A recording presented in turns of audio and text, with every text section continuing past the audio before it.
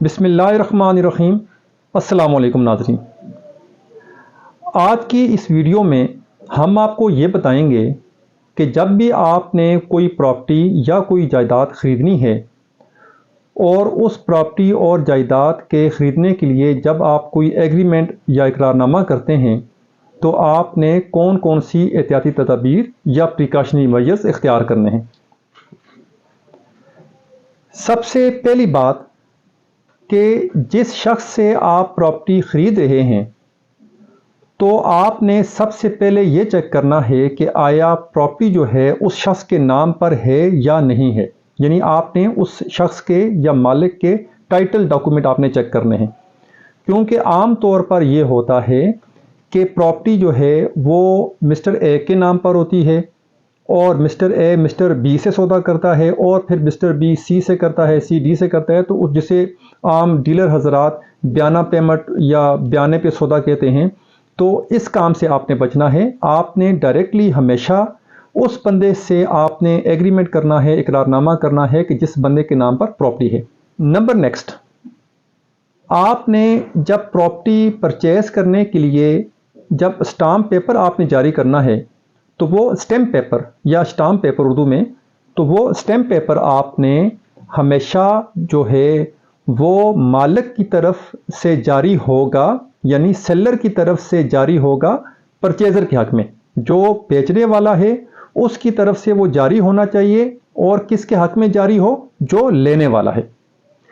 फिर इसी में अगला जो पॉइंट है वो आपने वो स्टैम्प पेपर की वैल्यू जो है वो आपने प्रॉपर वैल्यू का स्टैम्प पेपर आपने जारी करवाना है।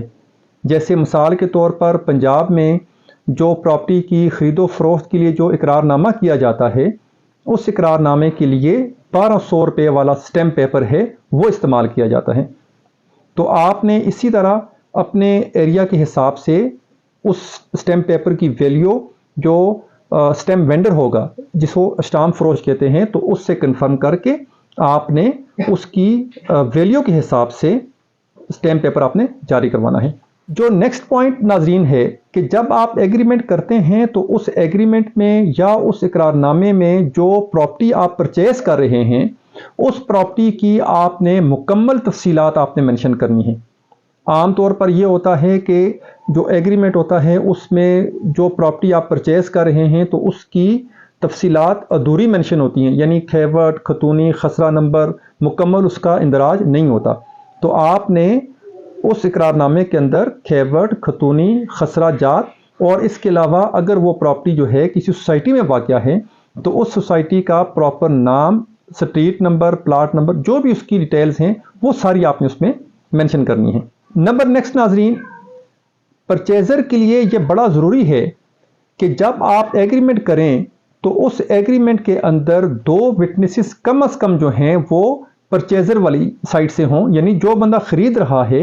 उसको ये चाहिए कि वो उस इकरारनामे के अंदर 2 विटनेसेस अपनी तरफ से लाजमी दर्ज करे। आम तौर पर रवाज ये है हमारी सोसाइटी में कि इकरारनामे के अंदर 2 विटनेसेस दर्ज होते हैं। एक विटनेस होता है जो बेचने वाला है उसकी तरफ से होता है और दूसरा विटनेस जो है वो फरोख्त करने वाले की तरफ से होता है। तो अगर खुदा न ख्वास्ता कल कोई डिस्प्यूट हो जाए तो डेफिनेटली जो मालिक है या फरोख्त कुनंदा जो है उसका विटनेस परचेज़र के हक में आके गवाही नहीं देगा। तो इसलिए ज़रूरी है कि जो परचेज़र है, जो ख़रीदने वाला है, उसकी तरफ से उसके अपने 2 विटनेसेस लाजमी उस इकरारनामे में दर्ज हों। तो जो सेलर है वो भी अपने 2 विटनेसेस उस इकरारनामे में इंदराज उनका नाम करवा सकता है। नाज़रीन, जो अगला पॉइंट है वो बड़ा इंपॉर्टेंट है। ये जो आपने इकरारनामा या मुआहिदा किया है प्रॉपर्टी की ख़रीदो फरोख्त के लिए, इस इकरारनामे का रजिस्टर होना बड़ा ज़रूरी है और इसकी रजिस्ट्रेशन आपने करवानी है नोटरी पब्लिक के पास। अब उसका तरीक़ाकार क्या है वो भी मैं आपको मुख्तसरन इसी वीडियो में बता देता हूँ कि नोटरी पब्लिक के पास बाकायदा एक रजिस्टर मेंटेन किया जाता है। तो आपने उस रजिस्टर के अंदर दोनों फ्रीकेंड यानी परचेज़र और सेलर का न सिर्फ साइन हो, उसका अंगूठा भी दोनों के उस रजिस्टर में दर्ज हो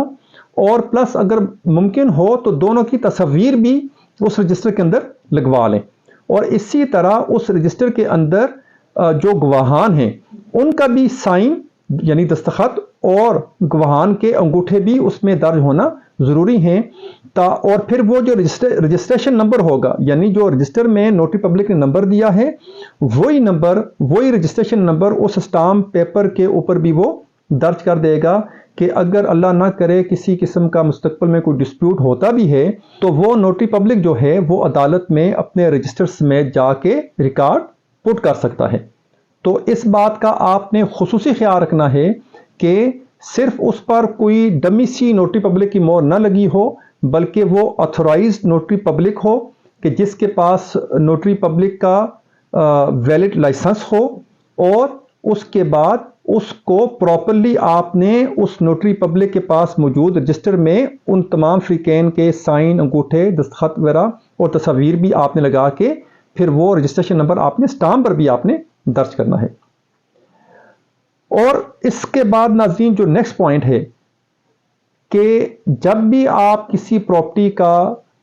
خرید و فروخت کا سودا کریں اور اگر اس کی مالیت زیادہ ہو یعنی کروڑوں کی مالیت ہو تو اس کے جو ٹرمز اینڈ کنڈیشن ہیں ان کے لیے میری آپ کو یہ ایک سجیشن ہوگی کہ آپ ایک لائر یا ایک وکیل صاحب کو ضرور ہائر کیجیے، تاکہ آپ کی جو اس ایگریمنٹ کے اندر جو ٹرمز اینڈ کنڈیشن ہیں، جو اس کے اندر شرائط ہیں، ان شرائط کو وکیل صاحب جو ہیں قانون کے تناظر میں ان تمام کنڈیشنز کو وہ لکھ سکیں۔ ناظرین جو آخری پوائنٹ وہ آپ کا موڈ آف پیمنٹ، یعنی کہ آپ نے جو پرچیزر ہے اس نے سیلر کو رقم کیسے ادا کرنی ہے۔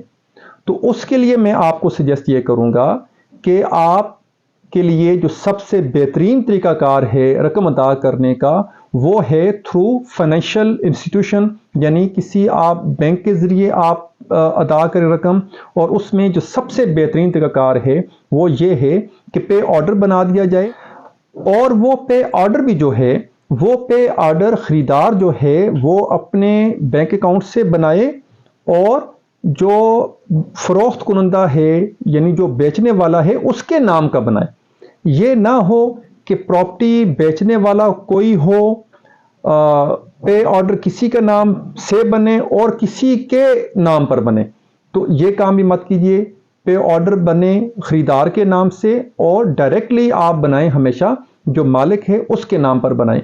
تو یہ چند ایک احتیاطی تدابیر ہیں۔ تو آپ سے گزارش ہے کہ اگر آپ نے ابھی تک ہمارا چینل سبسکرائب نہیں کیا تو پلیز چینل ضرور سبسکرائب کیجیے۔ آپ کا بہت شکریہ۔ اللہ حافظ۔